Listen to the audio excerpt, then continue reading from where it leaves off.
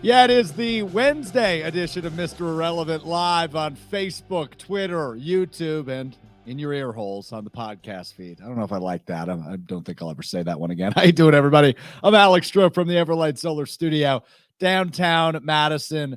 The weather has stunk this week. It's been like tough to get out of bed this week. I hate rain. I think I'll take snow over rain every day of the week. It's just been gloomy and gross and awful and sad. But we do have a Thursday night football game to look forward to as the Green Bay Packers at 2-1 play host to the 2-1 Detroit Lions coming up tomorrow at Lambeau Field. That's something exciting to look forward to. Hopefully the weather is a little bit better because it has just been awful out the last 2 days. But nonetheless, happy to be with you. Hope you're having a great week so far. We're going to talk to Jason Wilde today. Really interested in the conversation we're going to have with him. We'll probably talk a little bit of Packers Lions, but I don't intend on spending our whole conversation with Jason Wilde on Packers Lions. I want to talk more about what he does, right? Like he's a fascinating cat to me. So I'm looking forward to talking with Jason about his background. 28th year on the Packers beat. So a lot of experience there. A lot of he's covered 5 head coaches. That's it. If you count the 1 year of Ray Rhodes, really 4 head coaches, 3 quarterbacks essentially. So it's Jordan Love now being the third. So I'm just really intrigued on from like a long-term aspect, how he's built relationships and talked about all sorts of stuff with those guys. So we'll talk with Jason Wilde coming up in about 5 or 10 minutes as he joins the show here on a Wednesday ahead of a Thursday night battle in Lambeau Field. And it is time now to get into my $4 Facebook marketplace with the old sticker on the whiteboard. Strouf's notes. Note number 1 is first place. And I'm not talking about the Milwaukee Brewers as I have the Brewers pennant over my left shoulder. We will talk a little Brewers later in what Strouf learned with our producer of the program, Hunter Vaughn. But I write first place as my first note because I'm actually talking about tomorrow's game between the Packers and the Lions. The winner of this game, assuming there's not a tie, will be in sole possession of first place of the NFC North 25% of the way through the season, just about 4 of the 17 games in the books after tomorrow night's game. So this game is actually pretty darn important, right? I don't think it dictates or determines the leader in the clubhouse nor the long-term division champion 13 weeks in advance. But I do think it plays a small role, and I think it gives us a really good idea of where both of these teams are at. Now, injuries are real. They happen to everybody, but the Packers are really in the dirt when it comes to injuries. It looks like they're going to get a couple of those guys back, but David Bakhtiari, still a question mark at left tackle. You know you're without Elton Jenkins at left guard. I don't want to say the offensive line struggled against New Orleans for Green Bay last week because I don't think they did, but we're talking about the 2 best offensive linemen on this roster.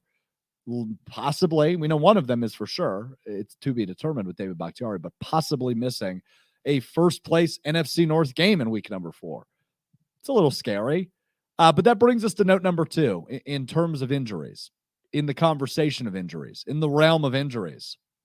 Spoiler alert from Packers wide receiver Romeo Doubs. Christian Watson and Aaron Jones both expected to play tomorrow against Detroit after missing the last couple of weeks with hamstring injuries for both of those guys. Christian Watson hasn't played yet this year.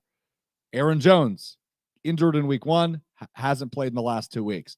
They both are looking to return Thursday night against Detroit. No gamesmanship here. Romeo Doubs just came out and said it. I love it. This changes the complexity of the Packers offense when you have both of those guys in Aaron Jones and Christian Watson. Watson is the deep field threat. He stretches the field. He is the deep target. They don't really have that guy without him. So there's been a lot of chatter about Jordan Love's yards per attempt and his inability, I'm using air quotes, to throw down the field. I think when you add a guy like Christian Watson back to this offense healthy, I think you're going to see some things you haven't seen through the first 3 weeks. And we're already singing the praises of Jordan Love. We're already saying lock him up. He's the guy, which I agree with. But you add a deep threat who changes an offense like Christian Watson, I think things are going to look really good on Thursday night if he is a full participant and a full go against the Lions. As for Aaron Jones, he's the best playmaker on this team. And when you add him to an offense, he changes things as well. Really excited to see both of these guys back in action tomorrow night against Detroit. And I love Romeo Dobbs saying, hey, spoiler alert, they're playing. Love it, Romeo. Hats off to you. All right, note number 3. We did this last week. I've been asked to talk about this every week. I think I'm going to. I wrote a note last week that said, I don't understand the NFL. It makes no damn sense. It's nonsensical most of the time. And we have several examples of why the NFL makes no sense from week number 3. We'll start with the Dallas Cowboys, Hunter Vaughn's favorite team. The Dallas Cowboys look like they were the best team in football for the first 2 weeks of the season. They had scored their opponents 70-10. And then they lost to the worst team in football through the first 2 weeks, the Arizona Cardinals. Like, if we went through power rankings through 2 weeks, I bet Dallas is top 3, and I bet Arizona's bottom 2. And Arizona beats Dallas, and not particularly a close game, in week number 3. Nobody saw that coming. Guess who my survivor pick was in my survivor pool? Thanks, Dallas. Thanks, Mike McCarthy. Then you look at the Jaguars, a team I've been very high on. We had Colin Russo on the podcast last week. His team is the Jags. I've looked at the Jags as a Super Bowl contending team this year, with Trevor Lawrence taking a step, Calvin Ridley back in action. I've looked at the Jaguars as a team that can seriously compete in a really competitive AFC. But then in week 3, they decide to poop down their legs and lose against another horrible team in the Houston Texans, again, in a not particularly close game. Now, another team that's 0-3 and looks really bad is the Denver Broncos. They lost 70-20, scorigami, to the Miami Dolphins in week number 3. They lost by 50 points. And yet here they are entering week 4, favored by 3.5 points over the Chicago Bears, who, by the way, are also very bad. But I don't feel like you can lose by 50 one week and be favored by over a field goal the next, no matter how bad your opponent is. How about that karma for Sean Payton, by the way, who came out and said Nathaniel Hackett's head coaching job last year was one of the most embarrassing in NFL history. Sean Payton off to a ruckus 3-0 start. 0-3 start. Sean Payton embarrassing the hell out of himself time and time again. Denver stinks. Denver stinks. And they're favored this week. The NFL makes no damn sense. As Aaron Rodgers once famously said, how can you not be romantic about football, man? Jason Wilde joins us next. It's Mr. Irrelevant. I'm Alex Strouf. With Jason Wilde on Mr. Irrelevant is brought to you by my friends at Door County Distillery. Locally produced, handcrafted, and award-winning spirits made in beautiful Door County. Elevate your gathering, your tailgate party, whatever you got going on with the delicious Door County Distillery. Whether it's that great blue bottle of vodka, that beautiful green bottle of gin. It's a cool color of green. That's totally besides the point, though. The award-winning whiskeys, maybe the cherry brandy. I've been hooked on the cherry brandy old fashions recently. Anything you make it better with Door County Distillery. Check out their website, doorcountydistillery.com, to find the retailer nearest you, as well as their huge list of unique cocktail recipes. That's doorcountydistillery.com. Jason Wilde joins us now.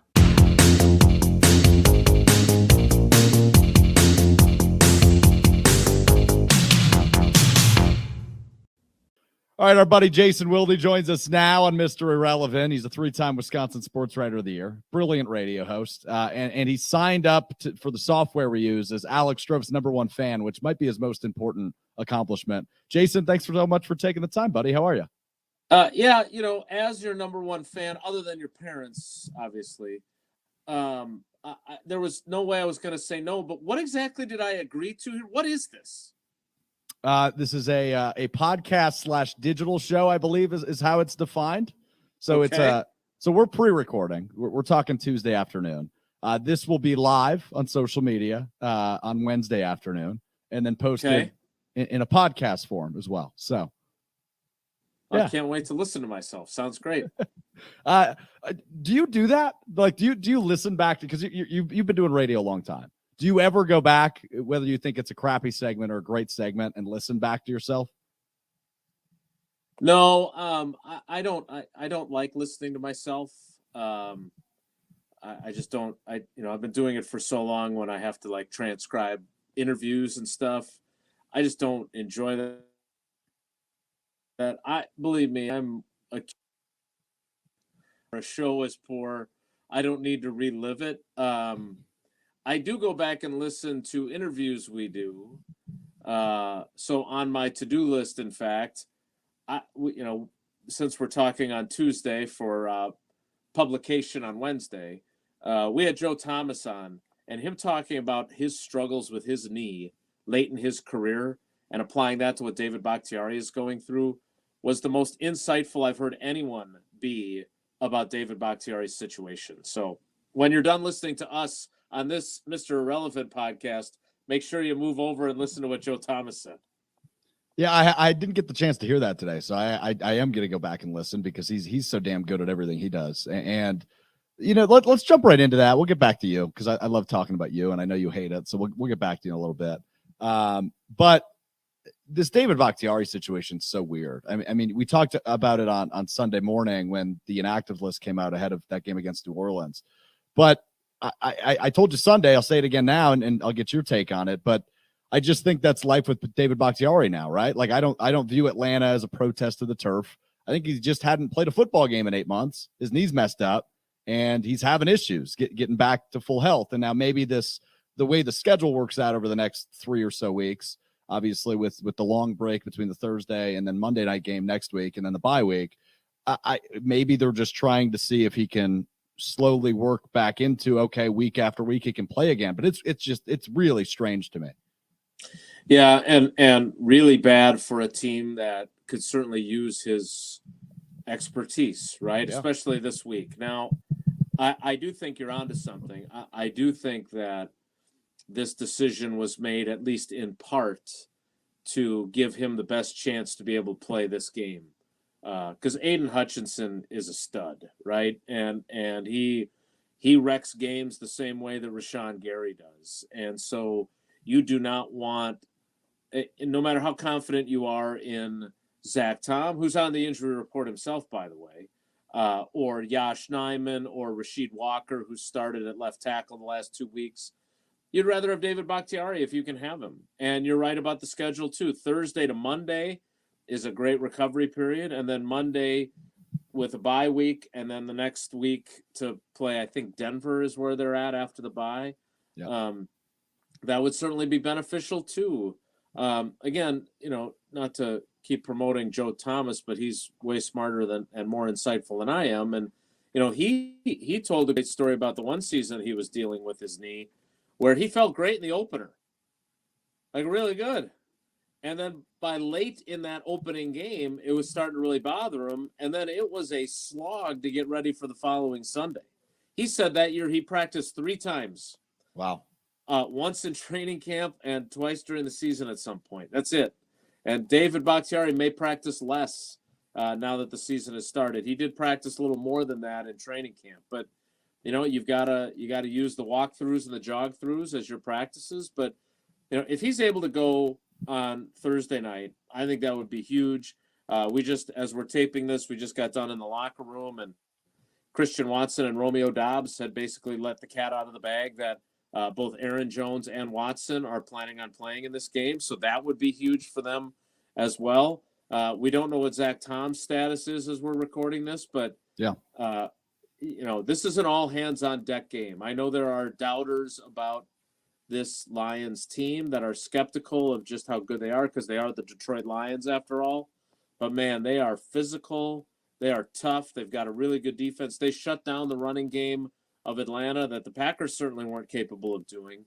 So I think this is a game where if you can have as many of your best guys out there, obviously you want that.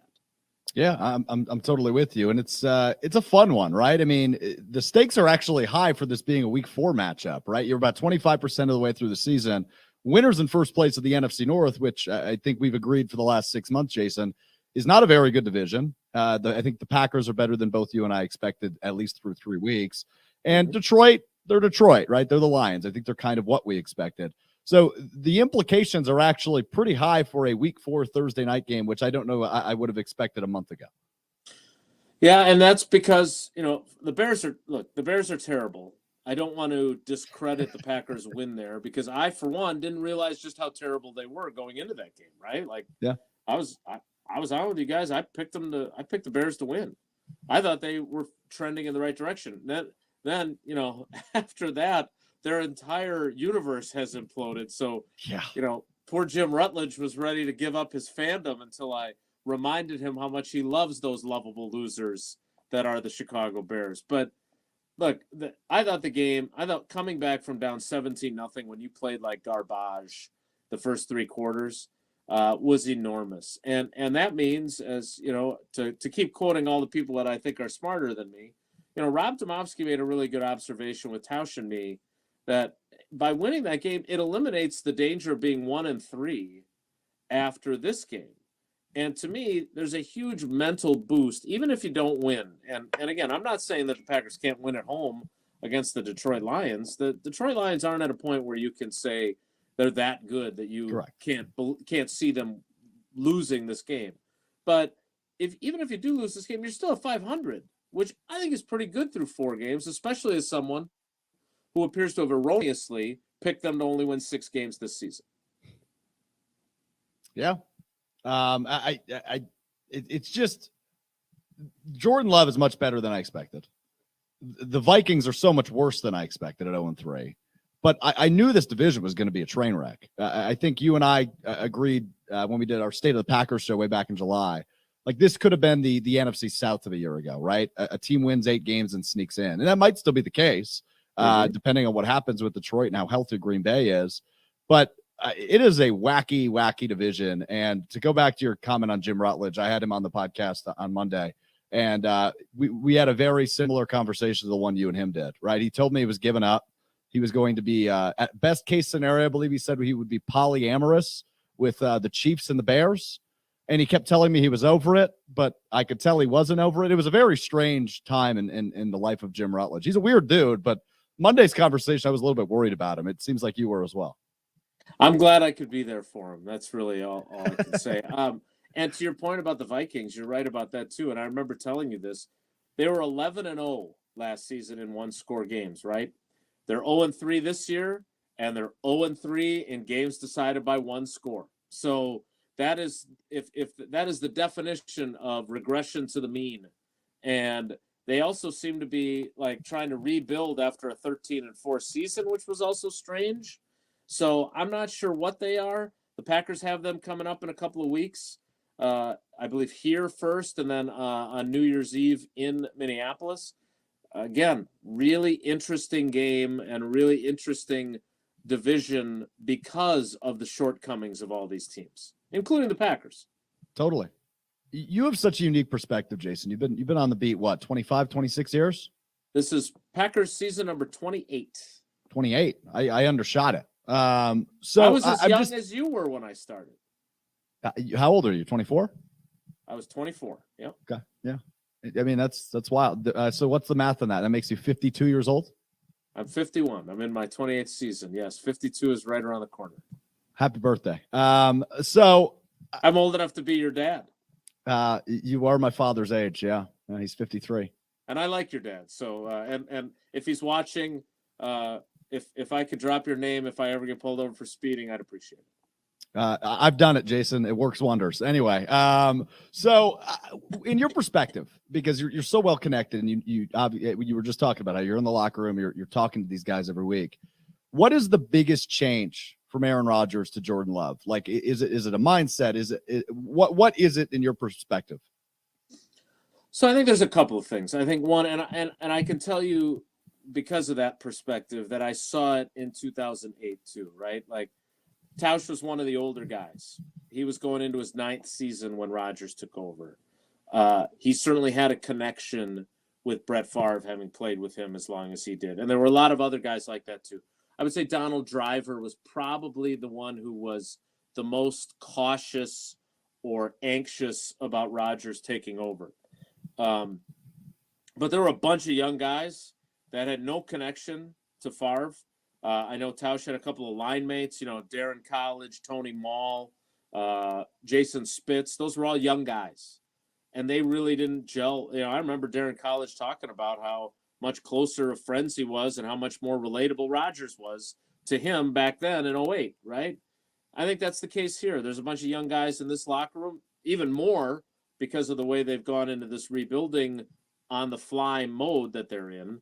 And so there's just a lot of guys that connect with Jordan differently. So that's one. just because the age differential, the experience differential.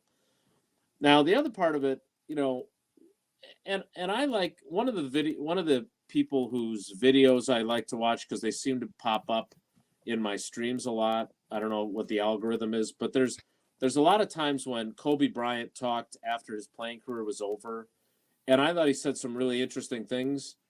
At the same time, listening to him, I thought, God, I don't think I would have been a very good teammate to him. Like, I think he would have gotten really frustrated with me. Not that I wouldn't try hard, but that him chewing my ass out all the time would have been tough for me to take. And I think Aaron Rodgers probably, for some guys, that was the same thing. Like, look, sure. Romeo Doubs making the comment during training camp that, I learned a lot from Aaron, even with him barely speaking to me. And as I told Aaron Rodgers when Romeo said that, I said, I want you to be aware of what he said. But I also said, look, even though you feel like you talked to him enough, what matters is that he didn't feel like you talked to him enough, right? And so I do think that there was a disconnect there. And then finally, there are guys that certainly learned how to deal with Rodgers and accept his style of leadership. But I thought that fourth down play on the first play of the fourth quarter against the Saints where, Patrick Taylor stops and Jordan Love throws the ball as if he's going to keep running.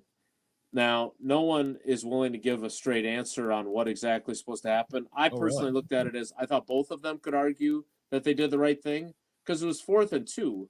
So he doesn't have to run 6 yards up the field. He just needs to get the first down on 4th down. So turning and making yourself available, I thought was actually the right play. Jordan Love obviously expected him to keep going. But what was most important was what happened after. He didn't fling his arms. He didn't glare at him. He didn't scream. He didn't do any of those things. And I'm not saying that Aaron Rodgers should have been someone that he wasn't. I'm not saying that at all. But I've always believed, and I think history would back me up, that the best leaders know which players need which style of leadership. And if you have a guy that responds well, like I would argue this, when it comes to our show, for example, I think Tausch, having played in the league 11 years, handles it pretty well when he's chewed out or told that he sucks or whatever else. I don't want to hear that. I want to hear, how can I be better? I know that I sucked on this. Tell me what I need to do to not suck next time. And do it in a way that respects my intelligence and my own personality. And so I don't know if Rodgers was more one size fits all later in his career, but he did have a soft touch with guys that needed that too. So I will say this, I would say this to his face if he was watching. I think his frustration with Goody got to such a point that he kind of lost track of who he was. And he was just so sick of all the BS that he had to deal with. And his strong feelings about the way the team was being run and his role and his voice and the kind of fake narrative that he was being listened to more, that I think he allowed it to affect how he interacted with his teammates. Because I don't think he was a bad leader for the vast majority of his career. But Jordan Love is a different style of leader, and it would appear that, at least so far, that is really working. Now, I would wonder if there are some major screw-ups or there is some major adversity, how well equipped is the cool, calm, collected, never flustered, never emotional leadership style? How well equipped is that to handle those types of moments? And I'm guessing we're going to have an opportunity to find out because I still think there is adversity around the corner for this team. Yeah, I would totally agree with that. You mentioned some things that caught my ear there, and it relates to you. And like I said, I know you love talking about yourself, but it's so fascinating to me when you tell stories about like, hey, Romeo Doubs said this, and I actually talked to Aaron Rodgers about it. Or you just put out a great story in the Wisconsin State Journal about Jordan Love sliding, right? And you refer to yourself as a helicopter parent / beat reporter. And I think it's so fascinating that you have the relationship built with these guys where you feel comfortable and that they respect you enough to hear your opinion on stuff like that. Have you thought about it that way? I mean, there's obviously like a human element of knowing these guys where you feel that you have the comfortability level to approach them and say, hey, I think you can do this better, whether it's on the field or off the field. Because I find that part so fascinating about you and your role covering the team. Yeah. And look, maybe I'm out of line sometimes on that, right? Like maybe. And what I like about Jordan was that he kind of gave it back to me a little bit, which is cool. Like I do, his first 2 years in the league, we weren't in the locker room. I don't think that I am the most talented writer of our group. I think I can write a little bit. I think I've got some ability there.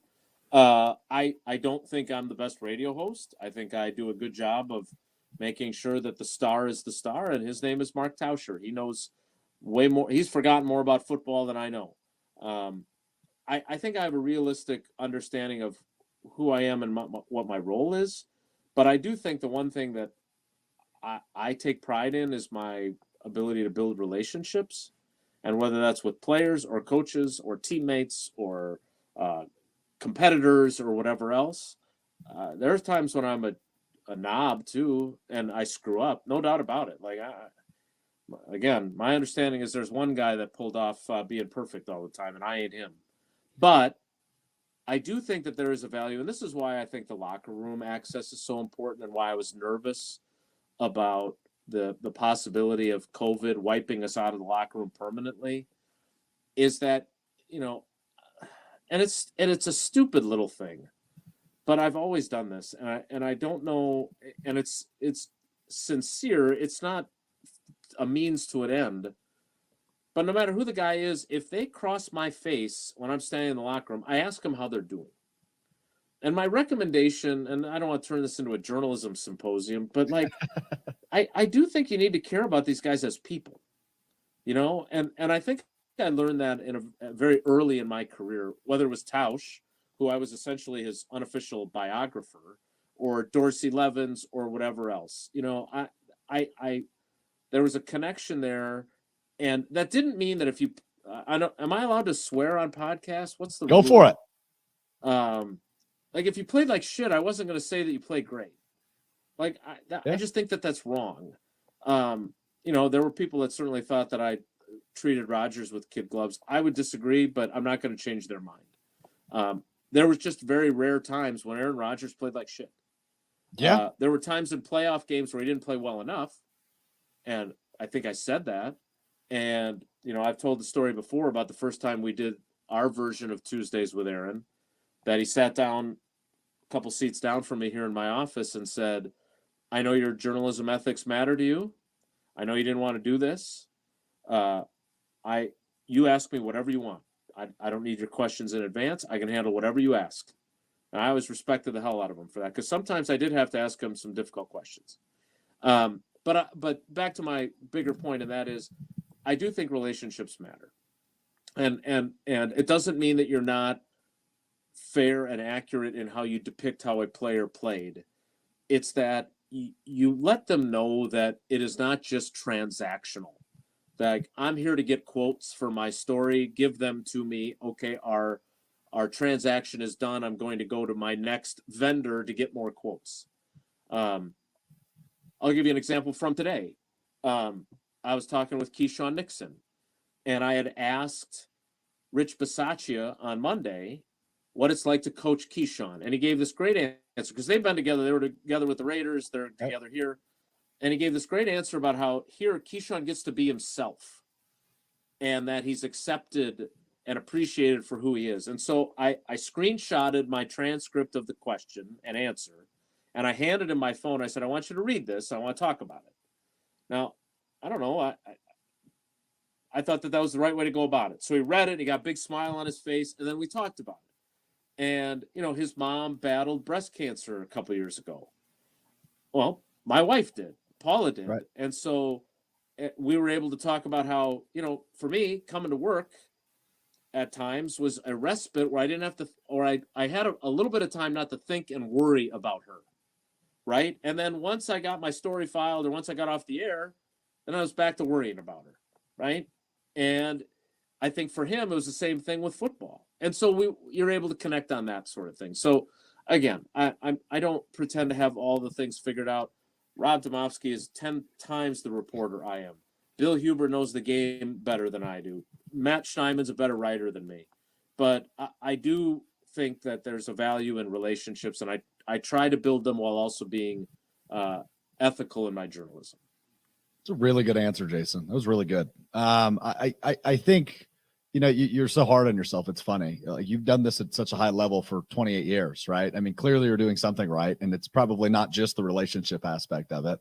But on that note, and I know you said you didn't want to make this a journalism 101 class, but I am curious from a perspective, because I'm new, right? We just went over it. I'm 24. I've done some form of media for the last 8 years, and it's changed so much. So from your perspective, like, what is the biggest difference, either if that's newspaper now being digital, or from the radio side of things that you do? Like, what's the biggest change for you over the course of the last 28?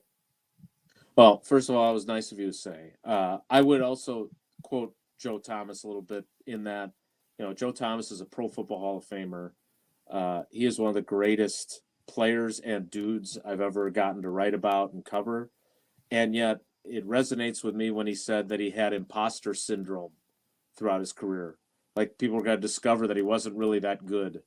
I have the exact same malady. I Still I feel, 28 years in. Yeah.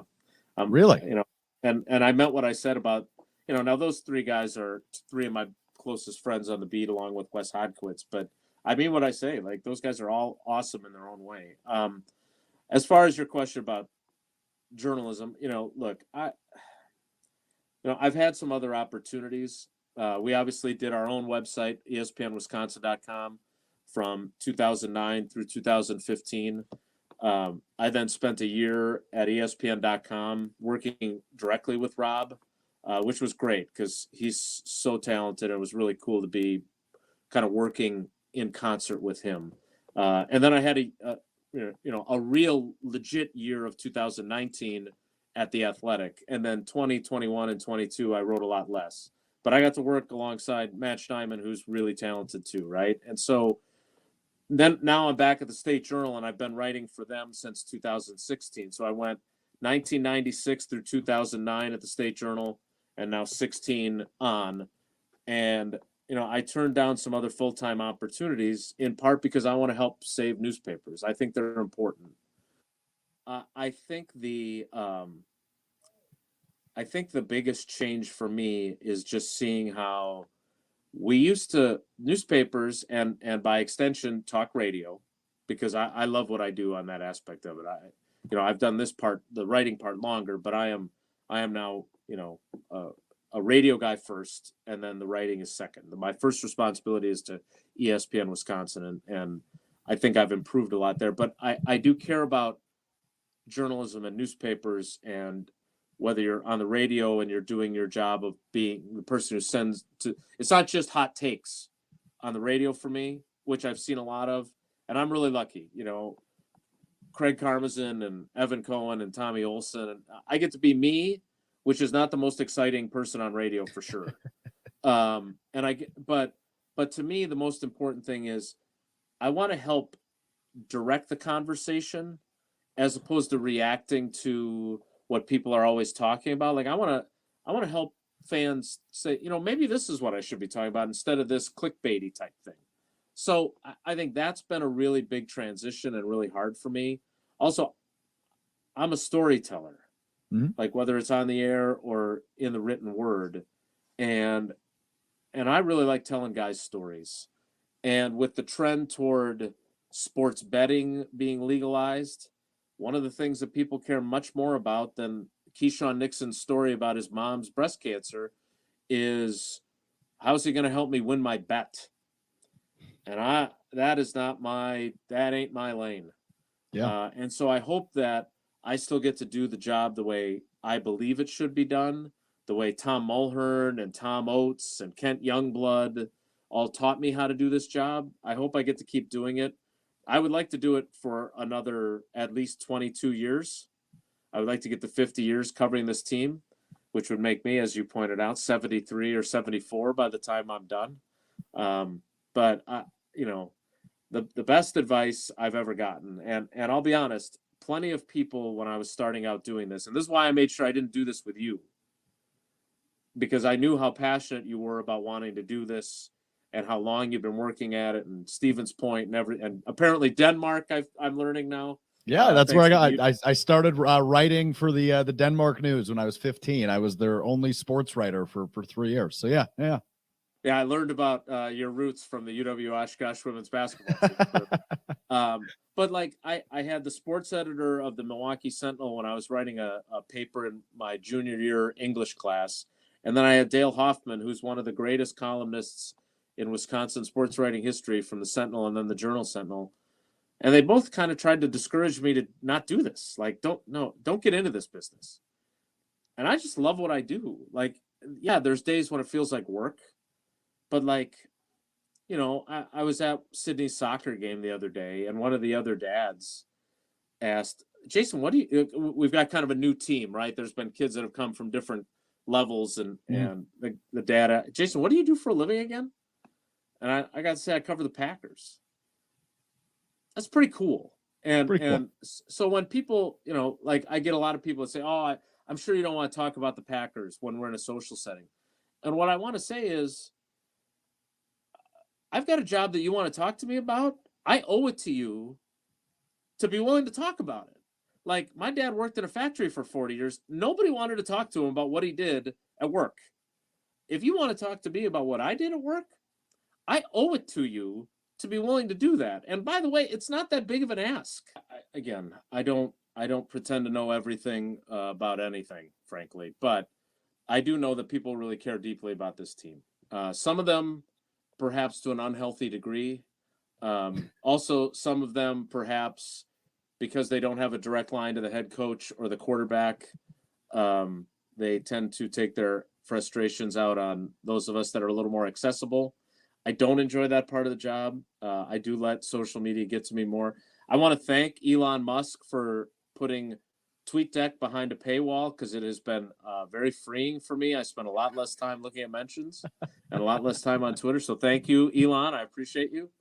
But I am really fortunate that I get to do a job that people want to talk about. And so my point earlier, I don't know when you couldn't hear me anymore, but my point is simply that if you want to talk about the Packers, I owe it to you to talk about them. I am really lucky that I get to cover it. And one thing that I would add before we go, I feel like I have tried to be as balanced and honest and realistic about Jordan Love.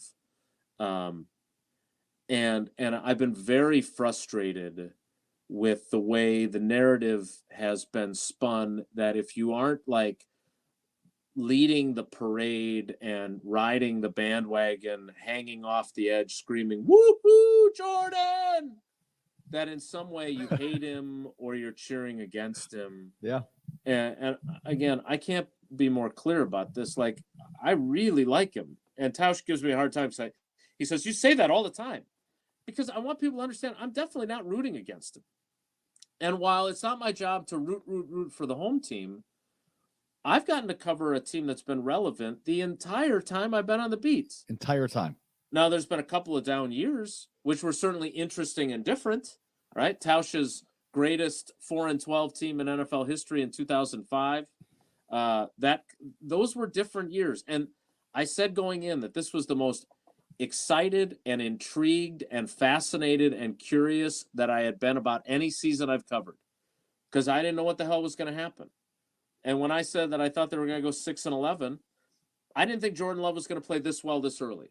So these are all great signs about the future. And while I'm not cheering for them, if they win, they're a hell of a lot more interesting. I cheer for the story. And if the story is them overcoming a 17-0 deficit, I still can't believe that as I got done talking to you on Green Bay game day before the game, crazy, that I said, with this injury list, what a great story it would be if Jordan Love could lead them to victory. And not only did he lead them to victory, he led them to a comeback from down 17-0 in the fourth quarter, tying the biggest comeback in Packers history with the guy who came before him. If that's not one of the cool things that you have the privilege to tell that story, then you don't belong doing this. You belong doing something else. That's really well said. And while you were talking me through that and how relevant this team has been over the 28 years we've covered them, I know you have friends all over the league. You talked about that earlier, who cover other teams. You've done this 28 years. You've covered 4 head coaches. That's unheard of. Yeah. That's an insane stat to me. And wait, we can't leave out Ray Rhodes, right? Is he 5? Holmgren. That'd be 5. That'd be 5 because Holmgren, Rhodes, Sherman, McCarthy, LaFleur. So I had Holmgren for 3, Rhodes for 1, Sherman for 6, McCarthy for 12, Joe Philbin for 4. Well, that doesn't count. Interim. And now LaFleur. No, you're right, 5.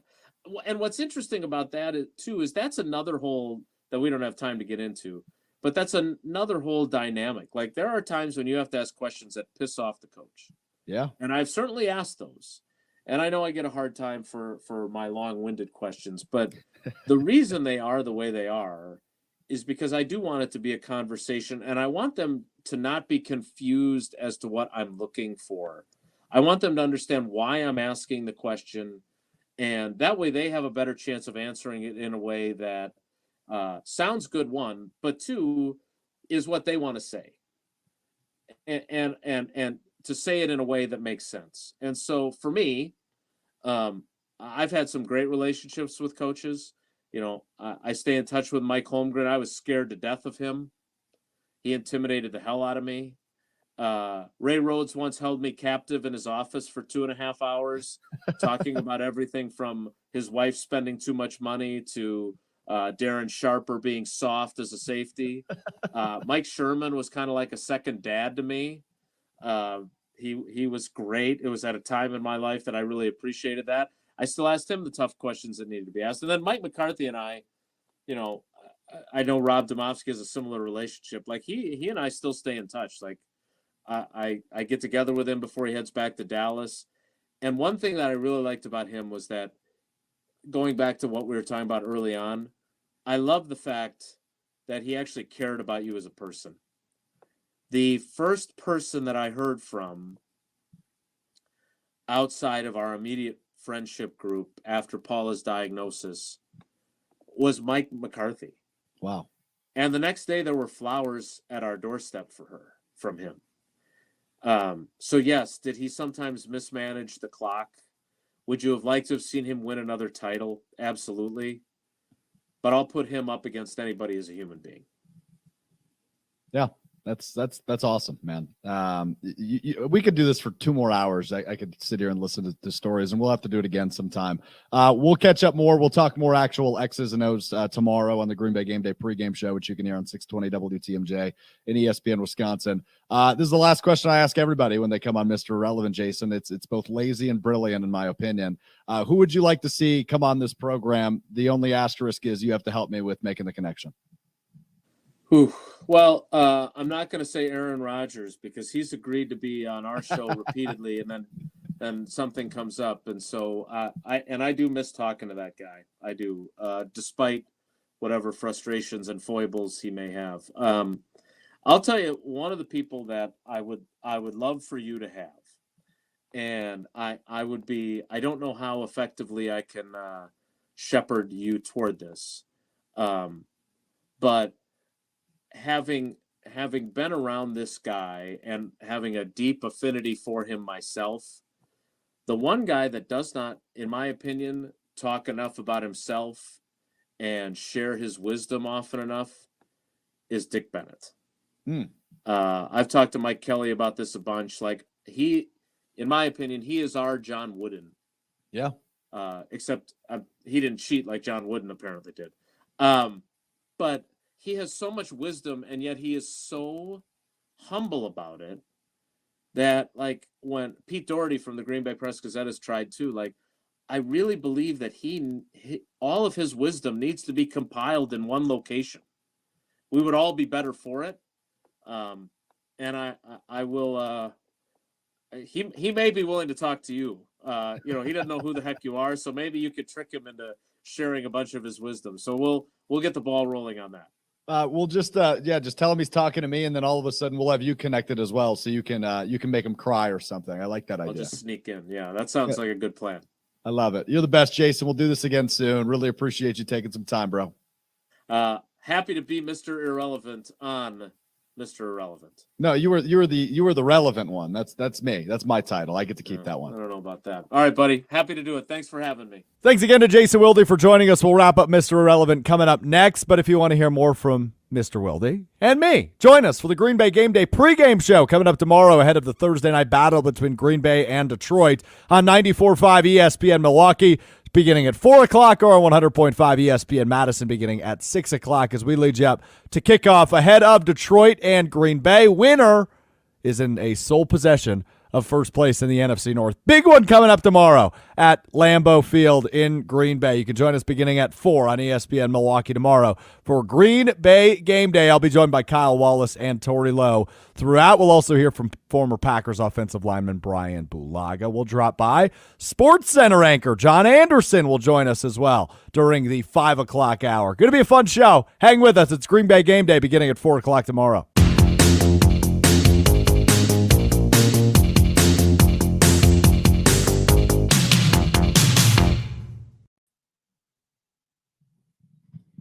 Thanks again to Jason Wilde. Really enjoyed that conversation we recorded yesterday. I saw he tweeted midway through when our conversation played there on the social stream. He doesn't agree with me calling him a fascinating cat. Thought it was a fascinating conversation. He's a fascinating dude. Maybe that's better. You learn something new every day. I learn something new all the time. It's time now for What Strouf Learned. We pull in our producer, Hunter Vaughn, because I have some words for him. But what I've learned over my lifetime is you never leave a game early.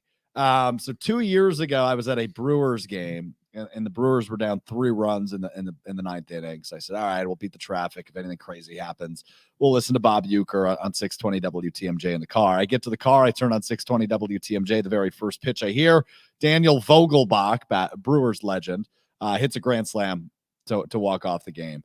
I missed it. I missed it. Hunter, you were at the Brewers game last night in which they lost. Yeah. However, the Cubs in very Cub-like fashion completely dropped the ball, choked it away. They were up 6-0. They end up losing the game. They lose. Brewers win the NL Central. Celebration ensues at AmFam Field. You were not a part of it. I wasn't, and what makes this worse is the fact that I left a playoff game early against the Colorado Rockies when I took my mom for her birthday. Okay. This would have been the 2018 wild card. Yep. And I missed a walk-off win because Jeremy Jeffress was coming up. They had a 3-run lead. Like, you know what? We have an hour and a half drive home. Let's just get back home. Like, it's going to be okay. We're fine. Yeah. So I actually, sorry to derail for a moment. I actually once told Jeremy Jeffress that I could hit his fastball. You have a tendency to tell athletes things you shouldn't be telling. Yeah, no, that's very true. I have a ridiculous case of overconfidence.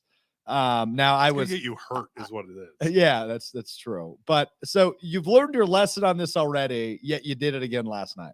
Yeah, because I wasn't going to stay around to watch them celebrate a division championship because they lost a game. And then 2, I want more out of this franchise than, okay, cool, you won the division. Sure. I get it's baseball and we enjoy that more than other sports. Yeah. But like, I want them to win the NL. I want them to go further than, okay, cool, they might beat So they Arizona. don't deserve your attention on the night they win the NL No. Central because they only deserve your attention if they win the NL. I don't want to celebrate I something that don't hate should it. be just normal for them now. Okay. All right. I like the it. standard is advanced championships like Luke Fickell wants for Wisconsin. I want it out of the Brewers. I Okay. love them, but they need to do more than just winning the division. You know what, Hunter? I think I'm Team Hunter on this one. Thank you. Tausch and Jesse Nelson are not. Yeah, I mean, I kind of get their point, but like, you're not spraying champagne. You're not getting a No. glass of champagne. You're not on the field. So Exactly. I kind of get your point on this one. I'll side with you on that. All right, big one coming up tomorrow at Lambeau Field. Packers, Lions, NFC North early season championship game. Looking forward to that one. Reminder to join us on Green Bay Game Day beginning at 4 o'clock on ESPN Milwaukee. Tomorrow, Jason Wilde will join us for the entire 5 o'clock hour. We'll talk with John Anderson from ESPN as well, Sports Center anchor. He'll join us in person. There's a Packers fan that is attending his 100th straight game, road or home, tomorrow. So he's going to join us as well. I believe his name is Brandon Skirna. I might be wrong on that. So sorry, Brandon, if I got that wrong. But yeah, we're going to have a blast just outside of lot 1 in the south end zone. Come say hello over the fence. We'll throw you a football, whatever you need coming up tomorrow. We'll be back Friday to recap that game. I think I might have Molly Brand back on Friday because I've got questions of her in the pop culture world. We talked a little bit about Taylor Swift and Travis Kelce earlier in the week. She's much more advanced on that stuff than me, but we'll see what happens. Friday, we're back with you. Enjoy the game tomorrow. We will talk to you on Friday. Big thanks again to Hunter Vaughn and Jason Wilde for joining us today. This has been Mr. Irrelevant. I'm Alex Strouf.